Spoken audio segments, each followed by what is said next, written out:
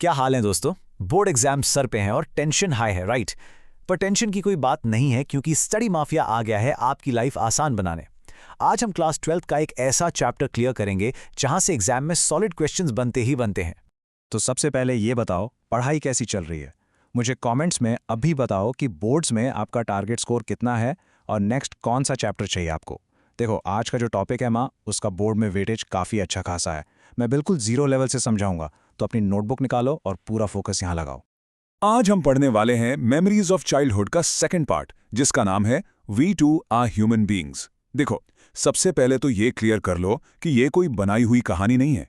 ये एक बहुत फेमस तमिल दलित राइटर भामा की रियल लाइफ ऑटोबायोग्राफी करुक्कू का एक हिस्सा है। इस पूरे एक्सट्रैक्ट का मेन फोकस है कास्ट डिस्क्रिमिनेशन यानी जातिवाद और सेल्फ रिस्पेक्ट पर। ये बहुत स्कोरिंग थीम है, इसको नोट कर लो। ऑटोबायोग्राफी का मतलब क्या होता है? जैसे मान लो मैं आपको अपने बचपन का कोई सच्चा किस्सा सुनाऊं जिसने मेरी पूरी लाइफ बदल दी हो, तो वो मेरी ऑटोबायोग्राफी बन जाएगी, राइट? बसीमा ने भी एग्जैक्ट यही किया है। उन्होंने अपना एक रियल लाइफ एक्सपीरियंस शेयर किया है जिसने उन्हें हिलाकर रख दिया था। ये कॉन्टेक्स्ट बोर्ड एग्जाम्स के लिए बहुत इंपॉर्टेंट है। स्टोरी का बैकग्राउंड समझते हैं। ये बात एक छोटे से तमिल गांव की है जहां कास्ट सिस्टम बिल्कुल डीपली रूटेड था। इसे हम सोशल कंडीशनिंग कहते हैं। मतलब सोसाइटी बचपन से ही आपके दिमाग में एक माइंडसेट डाल देती है कि कुछ लोग अपर कास्ट हैं और कुछ लोअर कास्ट, और लोग बिना कोई सवाल किए इस भेदभाव को चुपचाप मान लेते हैं। एक सिंपल एग्जांपल दूं, जैसे गांव में अलग अलग जाति के लोगों के कुएं अलग होते थे और सबको ये नॉर्मल लगता था। एग्जाम में ये सोशल कंडीशनिंग वर्ड जरूर यूज करना। अब देखो, बामा उस वक्त 3rd क्लास में पढ़ती थी, एक छोटी सी बिल्कुल इनोसेंट बच्ची। जब वो स्कूल से घर आती तो जो रास्ता सिर्फ 10 मिनट का था, उसको कवर करने में उसे आधा से 1 घंटा लग जाता था। क्यों? क्योंकि वो आराम से चलते हुए रास्ते में मदारी का खेल, सांप वालों का शो और मेला देखती रहती थी। ये उसका डेली रूटीन था और उसके लिए वही उसकी पूरी खुशहाल दुनिया थी। समझ आ रहा है ना? लेकिन यहीं पर आता है चैप्टर का सबसे बड़ा ट्विस्ट, और ये पॉइंट बोर्ड के शॉर्ट क्वेश्चंस में बहुत पूछा जाता है। यहाँ चाइल्डहुड इनोसेंस और हार्श रियलिटी के बीच का फर्क दिखाया गया है। एक तरफ छोटी बामा है जिसे लगता है सब बराबर हैं और दुनिया कितनी अच्छी है, और दूसरी तरफ है उस गांव की सच्चाई जहां रोजमर्रा की चीजों में छुआछूत और डिस्क्रिमिनेशन छुपा था, जो एक बच्चे को इतनी जल्दी नहीं दिखता। और ये हार्श रियलिटी बामा के सामने कैसे आई? एक इंसिडेंट से, जिसे हम द वडाई पैकेट इंसिडेंट कहते हैं। इसको तो पक्का स्टार मार्क कर लो। एक दिन बामा देखती है कि एक लोअर कास्ट का काफी बुजुर्ग आदमी एक छोटा सा पैकेट ले जा रहा है। उसमें वड़ाई था, जो अपर कास्ट लैंडलॉर्ड के लिए था। पर अजीब बात क्या थी? उस आदमी ने पैकेट को हाथ से नहीं पकड़ा था, बल्कि एक धागे से यानी स्ट्रिंग से लटका कर ले जा रहा था। अब सोचो, ऐसा क्यों? क्योंकि उस वक्त आइडिया ऑफ पोल्यूशन और अनटचेबिलिटी पीक पर थी। अपर कास्ट लोगों को लगता था कि अगर किसी दलित ने उनके खाने को टच भी कर दिया तो वो पोल्यूटेड या अशुद्ध हो जाएगा। सोचो कितनी इंसल्टिंग सोच थी ये। इंसान के टच को इम्प्योरिटी मानना कास्ट सिस्टम का सबसे क्रूअल पार्ट था। एग्जाम के लिए अनटचेबिलिटी का ये एग्जाम्पल बिल्कुल टिप पर होना चाहिए आपके। और बामा का पहला रिएक्शन क्या था जब उसने एक बड़े बुजुर्ग को ऐसे पैकेट लटकाते देखा? तो वो जोर जोर से हंसने लगी। उसको लगा ये चलने का कितना फनी तरीका है। ये रिएक्शन बिल्कुल नेचुरल था, क्योंकि वो इतनी छोटी और मासूम थी कि सोसाइटी की इस क्रूअल्टी को समझ ही नहीं पाई थी। इससे हमें क्या समझ आता है? एक बहुत आसान सी बात कि कोई भी बच्चा पैदा होते ही जाति या धर्म के बारे में नहीं जानता। प्रेजुडिस यानी भेदभाव एक लर्न्ड बिहेवियर है। मतलब सोसाइटी धीरे धीरे बच्चों को भेदभाव करना सिखाती है। एग्जाम में अगर आए तो ये जरूर लिखना कि डिस्क्रिमिनेशन नेचुरल नहीं है, बल्कि सोसाइटी का सिखाया हुआ एक गलत सबक है। अब बामा हंसती हुई घर आती है और अपने बड़े भाई अन्नन को ये फनी किस्सा सुनाती है, पर उसका भाई बिल्कुल नहीं हंसता।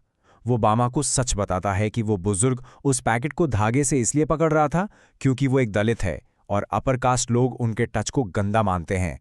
भाई की ये बात सुनकर बामा की वो पूरी बचपन की मासूमियत एक झटके में टूट जाती है। ये डिफरेंस बोर्ड के लिए बहुत क्रूशल है। जो चीज़ कुछ देर पहले तक उसको बहुत फनी या अम्यूजिंग साइट लग रही थी, रियलिटी पता चलने पर वही चीज़ डीप ह्यूमिलिएशन यानी गहरे अपमान में बदल गई। बामा को बहुत बड़ा झटका लगा जब उसे पता चला कि उसकी पूरी कम्युनिटी को इस तरह से ट्रीट किया जाता है। ये बामा की लाइफ का टर्निंग पॉइंट था। तो इस पॉइंट पर उसके भाई अनन ने एक ऐसी एडवाइस दी जो इस पूरे चैप्टर की सोल है। अनन ने कहा, अगर सोसाइटी में लोगों की रिस्पेक्ट जीतनी है तो सिर्फ एक रास्ता है, और वो है पढ़ाई। Education earns social respect. उसने बामा को सिखाया कि उन्हें अपने हार्डवर्क और एकेडमिक एक्सीलेंस से अपनी इज्जत खुद कमानी पड़ेगी। ये कोट आंसर्स में हाईलाइट करके आना, मार्क्स पक्के समझो। अब इसको एक एग्जाम्पल से रिलेट करते हैं। पुराने टाइम में लोग तलवार से लड़ते थे, राइट? पर बामा के लिए उसकी पढ़ाई, उसकी एजुकेशन ही उसका सबसे बड़ा हथियार बन गई। जिस सोसाइटी ने उन्हें दबा कर रखा था, उसी सोसाइटी से आज़ादी पाने के लिए नॉलेज एक लिबरेशन टूल बन गया। एजुकेशन से ही उसने अपने आज़ादी का रास्ता बनाया। एक और थोड़ा एडवांस्ड कॉन्सेप्ट है पर बहुत स्कोरिंग है। इसका नाम है नॉर्मलाइजेशन ऑफ डीप इनजस्टिस।